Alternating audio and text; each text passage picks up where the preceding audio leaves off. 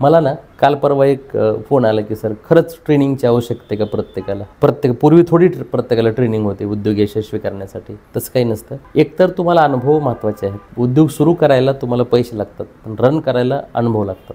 जोपर्यंत तुम्ही चांगले एम्प्लॉई असत नाही तोपर्यंत तुम्ही चांगले एम्प्लॉयर नाही होऊ शकत. The best employee can be the best employer. त्यामुळं तुम्हाला ट्रेनिंगची आवश्यकता आहे. आता बऱ्याच वेळेला उद्योजकांची ट्रेनिंग आणि इतर स्टाफ मेंबरची ट्रेनिंग ही एकत्र असू शकत नाही. का? जी लोक डिसिजन मेकिंगमध्ये नाही आहेत त्या लोकांना मोटिवेशनची ट्रेनिंगची आवश्यकता असते, आणि जी लोक डिसिजन मेकिंगमध्ये आहेत त्यांना टेक्निकल ट्रेनिंगची आवश्यकता असते. बरीचशे उद्योजकांची मला फोन येतात की सर लोकच ऐकायला गेले, तो जरा लोकांना मोटिवेट करा, लोकांना जरा चार्ज करा, लोकांना जरा असं पेटवा.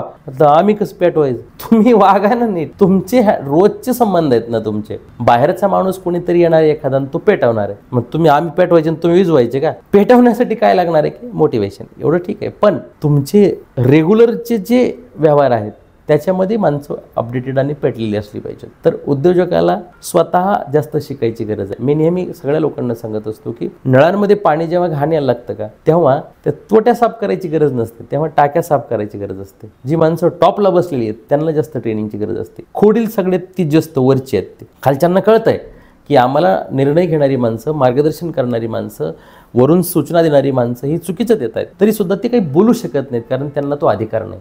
जी माणसं अधिकारानं त्या क्षेत्रात बसलेली आहेत किंवा त्या जागेवर बसलेली आहेत त्यांना ट्रेनिंगची गरज आहे.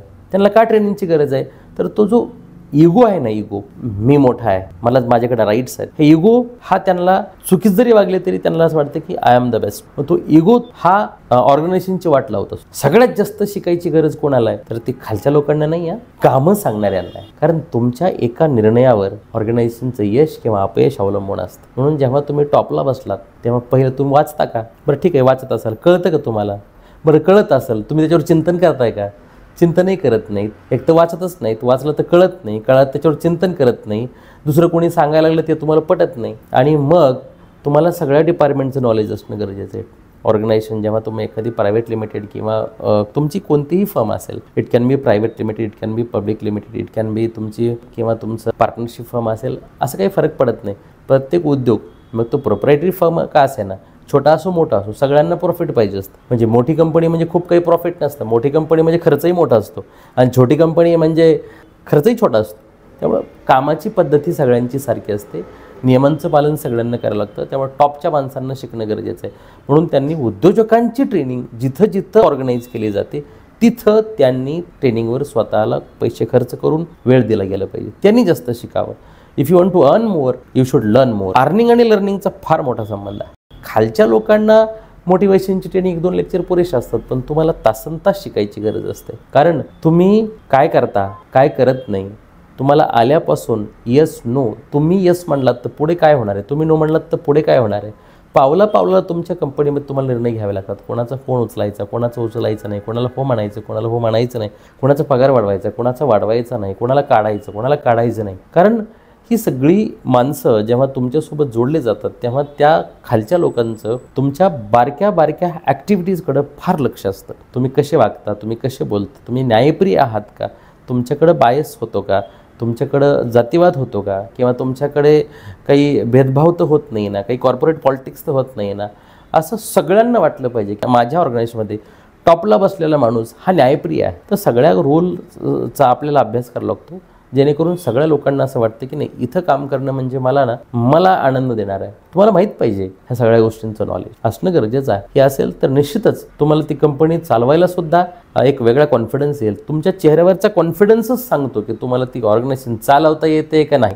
अहो, तुमचं एक वाक्य इतरांना सांगून जातं की तुम्ही किती खोल पाण्यात येते. तुम्ही राहता किती बी चांगले असले तरी तुमचं एक वाक्य जर तोंडाच्या बाहेर पडलं तर तुम्ही ते राहताय याला शोभलेलं जर नसेल तर ते पांचटपणाचे पिवर. त्यामुळं तुम्ही राहता कसे, तुम्ही बोलता कसे आणि तुम्ही वागता कसे, ह्या तिन्ही गोष्टींमध्ये टॉपला बसलेल्या माणसांमध्ये साम्य असलं पाहिजे. नाही तर काही माणसं बोलतात भारी पण नीट राहत नाहीत, काही राहतात चांगलं पण नीट वागत नाहीत, काही वागतात चांगलं पण ह्या सगळ्या गोष्टी करत नाही आहेत. तर तुम्ही वैयक्तिक वागून नाही तरच तुम्हाला ती ऑर्गनायझेशन यशस्वीपणे पुढे घेऊन जाता येईल.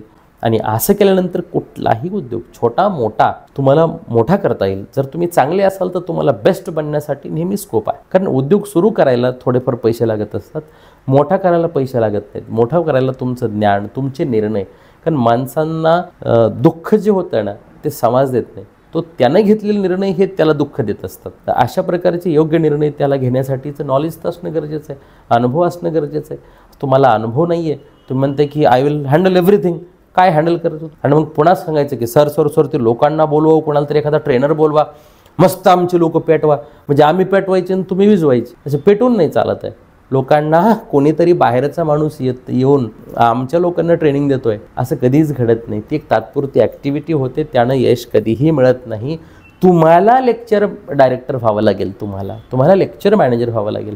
तुम्हाला तुमचे विचार तुमच्या प्रत्येक फॉलोअरच्या मनावर बिंबवावे लागतील, तरच तुम्ही ते उद्योग यशस्वीपणे पुढे घेऊन जाऊ शकता. आणि जो माणूस उद्योगात आहे ना त्यानं ते ट्रेनिंग घेणं गरजेचं आहे. बऱ्याच वेळेला काही लोक उद्योग न करता सुद्धा मस्तपैकी उद्योग कसा मोठा करायचा याच्यावर ट्रेनिंग देतात. हे शक्य होत नाही आहे. म्हणजे तुम्हाला संसार माहीत नाही, तुम्ही संसार वाईट आहे म्हणताय. तुम्ही अगोदर करा. तर काही लोक एकही झाड लावायचं नाही आणि झाडं लावा, झाडं जगवा. तुम्ही उच्चार एखाद्या गोष्टीचा करताय याचा अर्थ तुम्ही आचरण करताय असाचा अर्थ होत नाही. त्यामुळे ह्या सगळ्या गोष्टींचं जर पालन पोषण केलं चांगल्या पद्धतीनं, काटेकोरपणे आपण जर या गोष्टी केल्या, तर उद्योग काय आहे सगळं हे नेतृत्वावर अवलंबून आहे. म्हणून absence of leadership is the problem in the organization. If you have leadership, if you are a leader, then all the followers will enjoy to follow you happily. असं सगळं आहे.